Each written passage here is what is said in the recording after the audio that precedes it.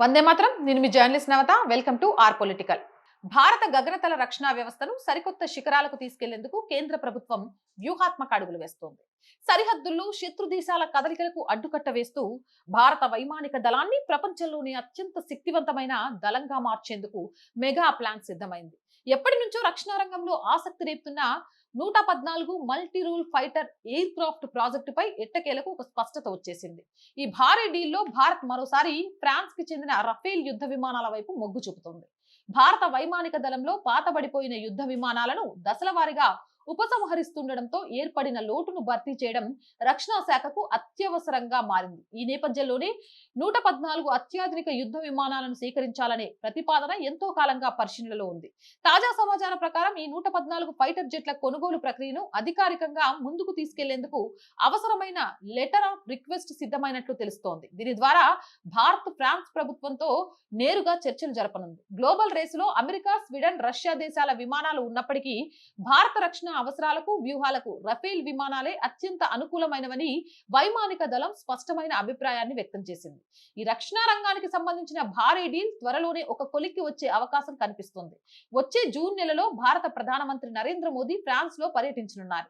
ఈ పర్యటన రెండు దేశాల వ్యూహాత్మక దౌత్య భాగస్వామ్యంలో అత్యంత కీలకం కానుంది. గతంలో 36 రఫేల్ విమానాలను కొనుగోలు చేసిన అనుభవంతో ఇప్పుడు ప్రధాని మోదీ పర్యటన సందర్భంగా 114 ఫైటర్ జెట్ల మెగా డీల్ కు సంబంధించిన తుది విధి విధానాలపై ఒక స్పష్టమైన ఒప్పందం కుదిరే అవకాశం ఉందని విశ్లేషకులు భావిస్తున్నారు.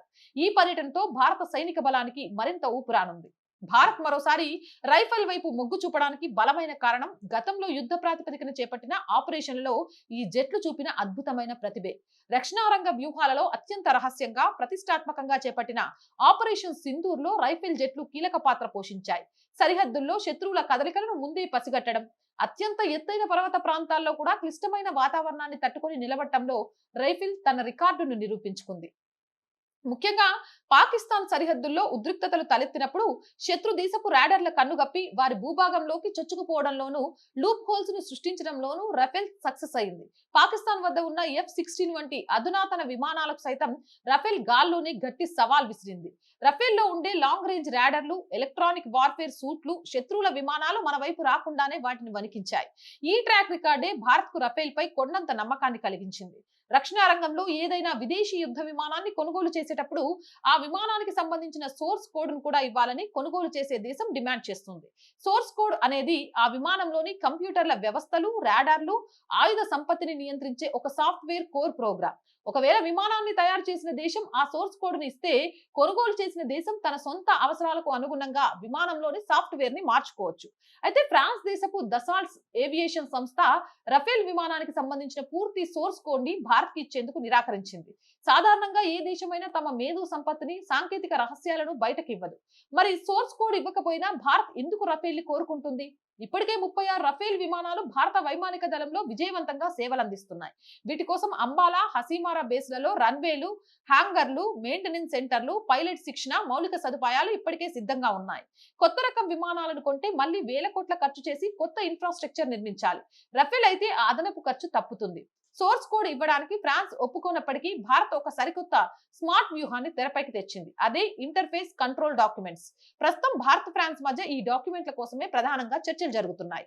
సోర్స్ కోడ్ అనేది మొబైల్ యొక్క ఆపరేటింగ్ సిస్టమ్ లాంటిదైతే, ఐసిడి అనేది ఆ మొబైల్ కి వేరే యాప్లను లేదా పెన్ డ్రైవ్లను కనెక్ట్ చేయడానికి ఇచ్చే యూఎస్బి పోర్ట్, ఏపీఐ లాంటిది. అంటే విమానం యొక్క ప్రధాన సాఫ్ట్వేర్ కోడ్ ని మార్చకుండానే దానికి మన దేశీయ ఆయుధాలను, క్షిపణులను ఏ విధంగా అనుసంధానం చేయాలో తెలిపే టెక్నికల్ బ్లూ ప్రింట్ ఈ ఐసిడి.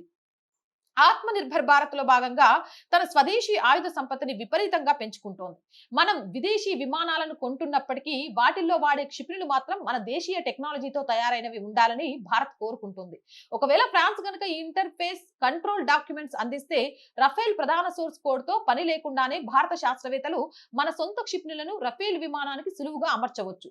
ఈ ఇంటర్ఫేస్ కంట్రోల్ డాక్యుమెంట్స్ చర్చలు సఫలమైతే రఫేల్ విమానాల్లో భారత గర్వకారణమైన అస్ట్రా, బ్రహ్మోస్ క్షిపణులను అమర్చేందుకు మార్గం సుగమం అవుతుంది.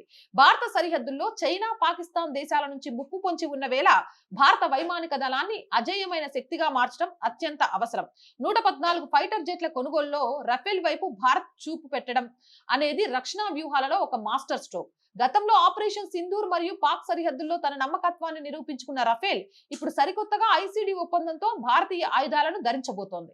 రాబోయే జూన్ నెలలో ప్రధాని మోదీ ఫ్రాన్స్ పర్యటనతో ఈ సుదీర్ఘ నిరీక్షణకు తెరపడి భారత గగనతల రక్షణ కవచంలో రఫేల్ ఒక తిరుగులేని శక్తిగా నిలవడం ఖాయంగా కనిపిస్తోంది.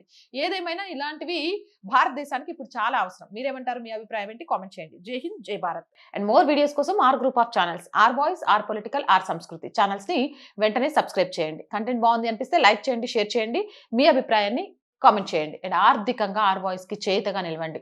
ఆర్థికంగా సపోర్ట్ ఇవ్వాలి అంటే సబ్స్క్రిప్షన్ పక్కనే జాయిన్ అనే బటన్ ఉంది. 1 to 5 లెవెల్స్ ఉన్నాయి. ఏదో ఒక లెవెల్లో సపోర్ట్ చేయండి. లేదా స్క్రీన్ మీద గూగుల్ పే, ఫోన్ పేతో పాటు అకౌంట్ డీటెయిల్స్ ఉన్నాయి. మీకు తోచిన సహాయాన్ని అందించండి. వ్యాపార ప్రకటనల కోసం 8328500576 నెంబర్ని సంప్రదించండి. జై హింద్, జై భారత్.